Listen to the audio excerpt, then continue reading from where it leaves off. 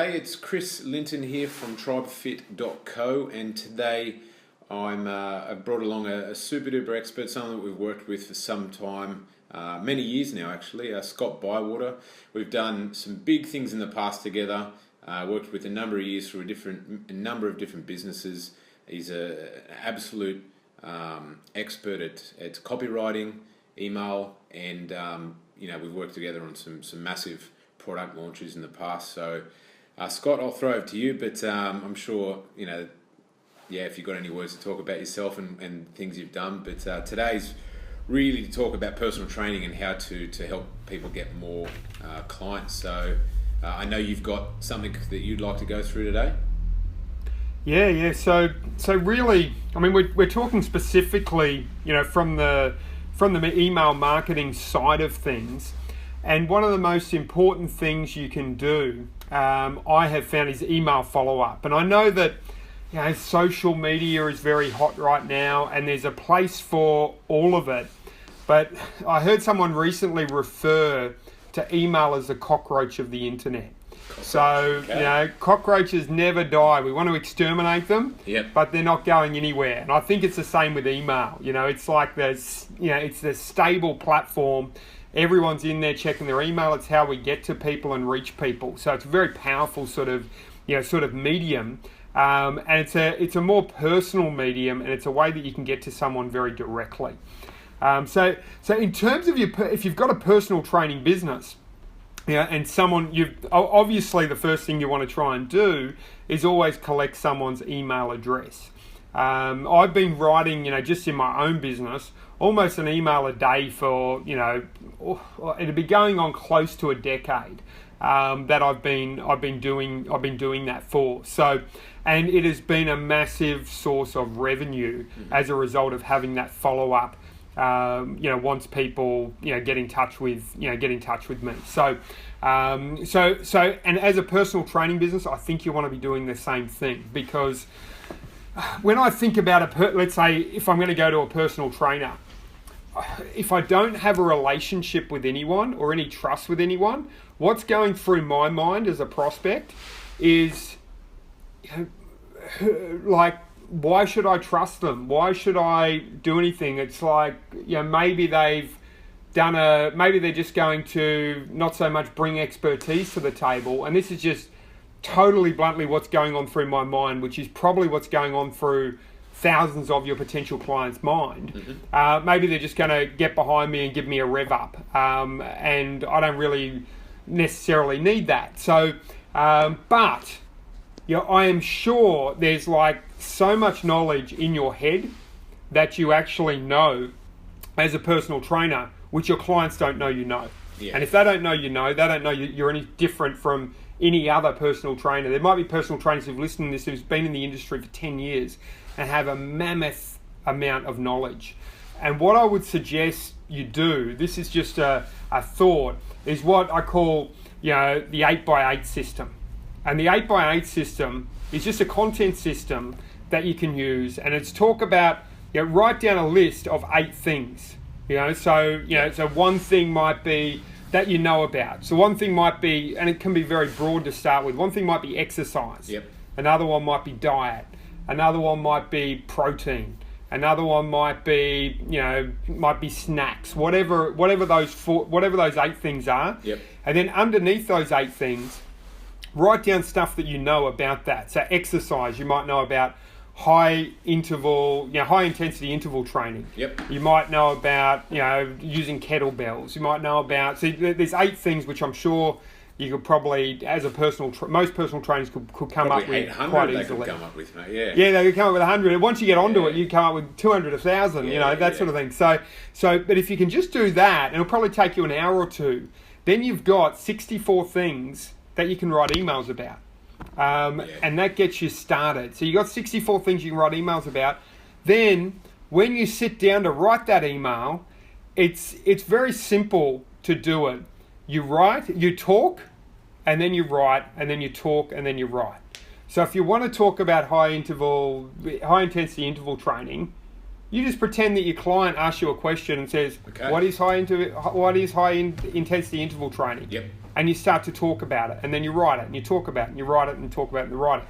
And eventually you'll get better and better at it. So that's number one tip for writing emails and writing them quickly. And you should be able to write them, once you get in the momentum of them, in like 15 or 20 minutes. It's not like you need to spend 2 hours on an email. Yeah, cool. You can do them quite quickly. And the second thing is to think of a time and place. So, so for instance, you might go, I was in the gym the other day and I was helping a client, and she was saying, no matter what I do, I can't lose any weight.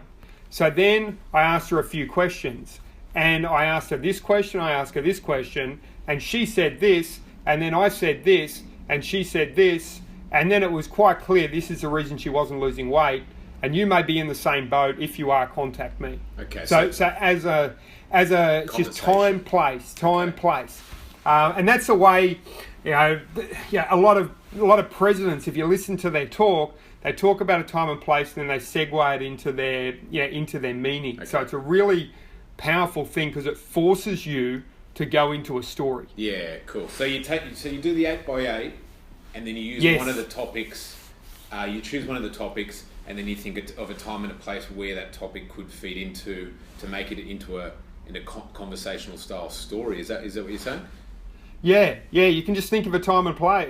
Think of and it can be any time and place. Yes. And that's perfect. And it doesn't have to be a time and place angle, but I think that is, it always gives it personality because it's about you. Because otherwise you're sort of writing about high intensive interval training is this, and it sounds like a scientific sort of article. And a pitch. And it bores people. Yeah, exactly right. If it's too scientific. Whereas if it's your story, then it's unique to you, and then people get a bit of a following. Yeah. Another thing which is worthwhile doing is going to and just Googling biography questions and filling out a biography sheet as if you were writing a biography. Okay.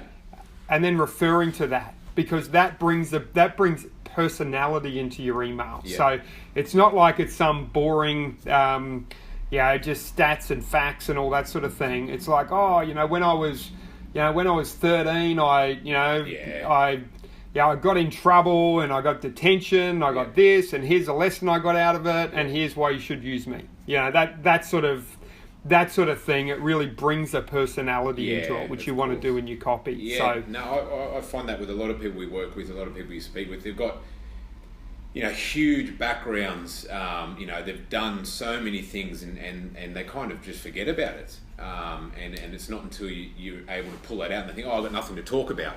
Or I don't have an exciting life, so I don't have any, periods in my life that I can talk about. But as you said just then, it's just so easy to come up with reasons, ways, and concepts. Yeah, and it is just so. I mean, in terms of you can make an interesting story out of, really anything. Do you know what I mean? Like, I went to the restaurant the other day and they served up mush, and then you can just turn that, into it's all stories, and we all love stories. And if you look at, if you want any proof of this, you just got to look at reality TV. Yeah. I mean, they're not doing anything that is usually all that exciting. Do you know what I mean? They're cooking food. Yeah. What you do every night, but it makes it cool. Millions of people come on and watch it. Right. So what does everyone do with? What do you do with these emails? So you've done that concept. You've got all these great emails. What do they actually do with it? And what are they? What's the goal? Obviously, trying to pick up more clients. But who do they send it to? So I mean, obviously you've got to collect an email list. So I won't go into. I'm sure you've covered that elsewhere. So I won't go into how to pick up an email list. But you've got to get that email list together. Well, then you just send out those emails. I mean, there's advanced tactics which you can use, like where you can do segmenting, and you can sort of say, they clicked on that and therefore they're interested in diet and that sort of thing. Yeah. So you can get but basically you just send those emails out. Send those emails out. I mean, there's different philosophies about how often, but I think you can do it up to daily. Yeah. I don't have an issue with sending it up to daily, but you may be more comfortable with 3 times a week or weekly or whatever, it doesn't really matter how often often you do it. Mate, I even find for everyone out there listening, for most people they're not doing anything. So you talk about lead magnets and lead captures, and I've got to set up this website, and I've got to learn that system, and I've got to do this advertising.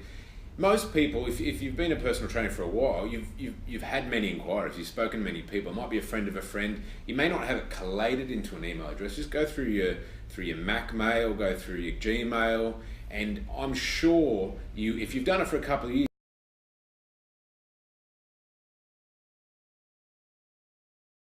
Yeah, so sorry about that, guys. If we were mid-sentence, the internet just dropped out, but back online. And I guess what we were talking about, Scott, was the fact that everybody thinks that they need to do, it's this shiny new toy syndrome, which I think kills people when they think, I've got to do internet marketing, I've got to do digital marketing. It's so complex, I don't know where to start. And it's all about, straight away going off and having to buy a new system or doing Facebook ads or whatever it might be. If you're looking to get some clients, just start somewhere. And I always find the quickest and easy way. If you've heard what Scott's talked about in terms of how to write emails, and there's some great tips there.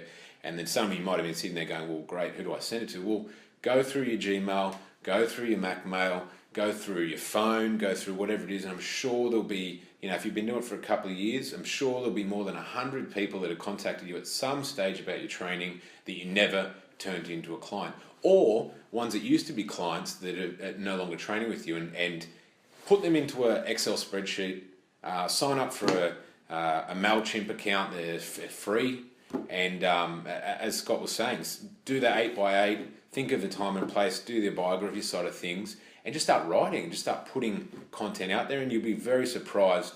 I'm sure you'll pick up some clients if you start, rather than sitting there and twiddling your thumbs and thinking, I've got to make everything perfect. If you just start, I'm sure you'll be very surprised that just in your current network, you'll pick up 2, 3, 4. We did it with a client the other week, and they're like, God, I forgot I had 1,000 people in this Excel spreadsheet that was hidden in one of my other laptops. And as soon as she sourced it, there was 10 clients that come aboard straight away. So I guess from that sort of thing, Scott, is that what you're kind of referring to in terms of just writing an email a day and just getting stuff out there and doing that sort of content?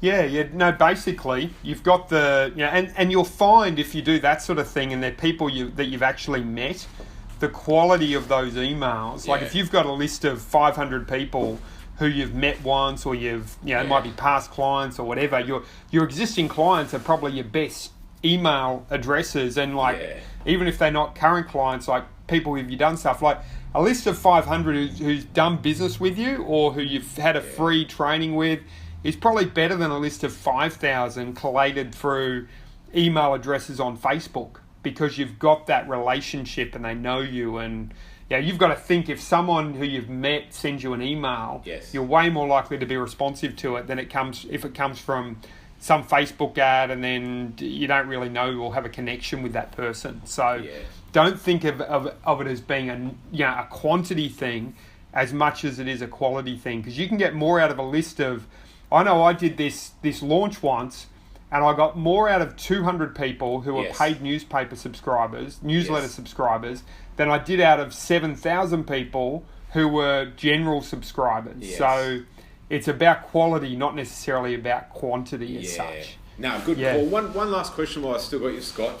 I know the answer to it, but I think it'd be really good to come from yourself. What's your belief in regards to, some people send out a weekly newsletter or a monthly newsletter, and it's very faceless. It's got no story to it, and it's just, hey, here's a recipe or whatever it might be.